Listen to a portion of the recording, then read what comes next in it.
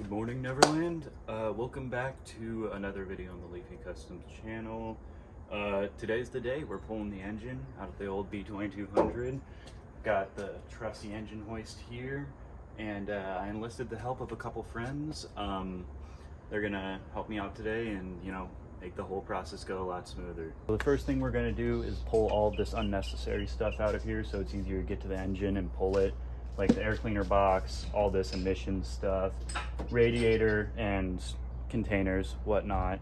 That way it's just easier to pull the engine and get to every bolt we need on the motor mounts and whatnot. So we're gonna get started on that, and I'll get back to you when it's done.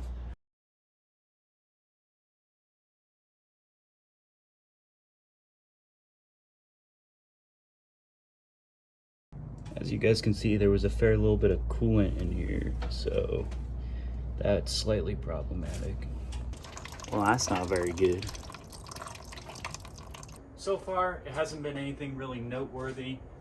We've just been making sure to get out all old vacuum lines and wires so that when we go to pull the engine, it's free and it's not going to catch on anything and yank anything out, give us any troubles while pulling the engine. My buddies are otherwise occupied doing other things right now, so it's back to just me. Regardless, we don't have too much further left. Tracing the last few wires, we've got the steering column to take care of and whatnot, but for the most part, we're almost there. The more and more I'm digging into this engine bay, the more and more I'm realizing I'm definitely going to want to repaint it while the engine's out and everything. This is by no means going to be a show car, but I at least want to clean up all this, repaint the battery tray and everything else. Just, future-proof it a little bit, protect from rust, and it'll look nice. So, might as well.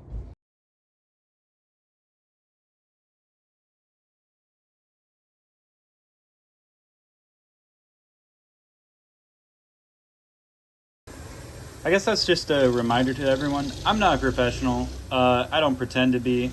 Follow my advice with a grain of salt. At the end of the day, I'm a backyard mechanic, and yeah.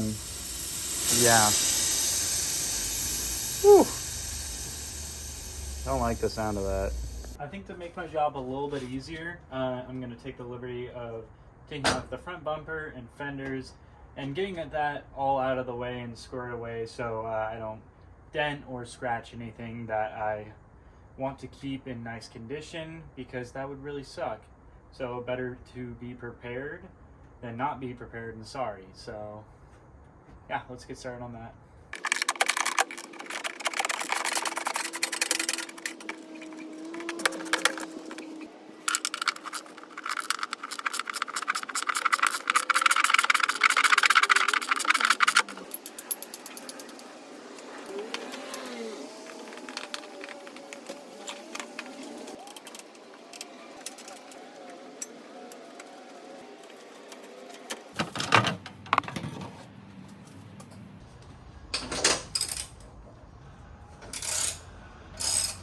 I finally figured out where this extension cord that runs from the back to the front of the truck goes.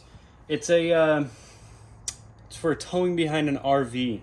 You plug this into it, runs power to the rear, and when the RV steps on its brakes, the brake lights on the truck come on. The previous owner took this thing on a lot of road trips and towed it behind an RV. I don't know why I didn't think of that before, but yeah, there's the plausible and reasonable explanation for why there's an extension cord running the length of the truck. I promised you guys I'd point stuff out to you if it was worth mentioning, stuff that would be a little hard to figure out on your own.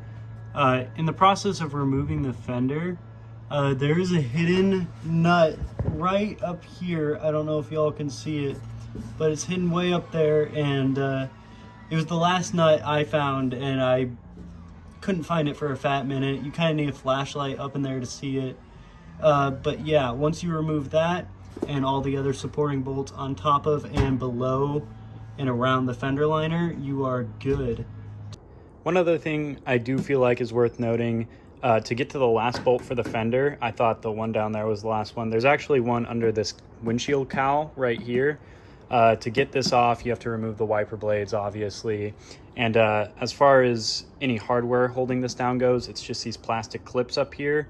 You can remove it with a screwdriver, crowbar, clip puller, whatever tool you have. And then it just slides out. There's nothing else holding it on but these clips and this right here. So it's a really simple remove, and then the bolt's just right around here, and you can pull the fenders. So I felt like that was worth mentioning. So if you needed that, there it was. With all that being said and done, the fender's off, and now I have a whole lot more room to work, as well as removing the risk of damaging the fenders, because replacements are either expensive or harder to come by. Now we're ready for everybody's favorite part, getting under the car and taking off the exhaust. I imagine it shouldn't be too hard, just a couple bolts on the header, and at the end of the day, that's really all we need to do to pull the motor. But I won't be using the rest of the exhaust, so I'll be pulling it all off right now. But at the very least, to pull the motor, remove the exhaust from the headers, and maybe anything else while I'm down there. I might remove a few bell house bolts, but we'll see. To get a few of these bell housing bolts out, you have to get a little creative with your angles.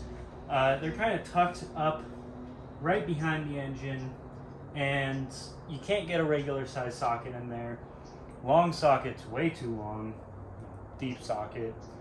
So the good old wrench it is, and you've got to really get in there, and you can't really get it from the side over here. So I had to climb on top of the engine. If you didn't, props to you. I recommend giving a few different strategies a go before you resort to this, but you know, sometimes you just gotta do what you gotta do. Once your bell house bolts are completely removed and your motor mount nut is removed as well, the engine is securely chained using a chain with a high enough rating. I personally went with a 1-ton chain. Should be enough for our application. And so to get it out of here, we're gonna have to slide it off the clutch. So we're gonna have to slide the whole engine forward while also getting it off these studs. So it'll take a little bit of moving around and finagling, but it shouldn't be too much of a problem.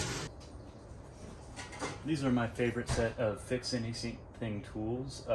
Hammer, pry bar, pretty much whatever you need it to be. Percussive maintenance always works. Remember that, kids. Oh, the phone battery did die. Well, I actually removed it from the bell housing, but you really didn't miss much. It's just a lot of prying and wiggling until it finally disconnects from the shaft on your transmission, the output shaft. So once you got all that done, all that's left is to lift this. Luckily, I checked the camera to see if it was rolling, and when I saw that it wasn't, I stopped it, charged it, so you guys can witness this magic moment with me.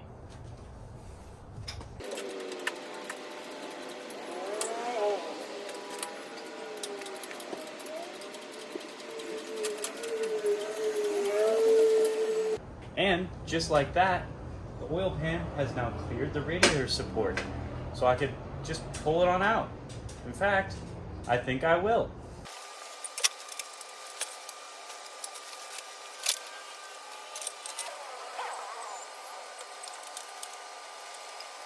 And just like that, we have another video done on the Leaf Customs channel. The engine is out of the engine bay.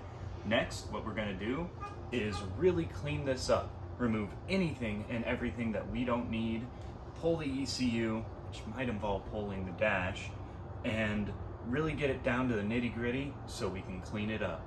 Anyway, that's all I have for you, and I'll see you in the next one.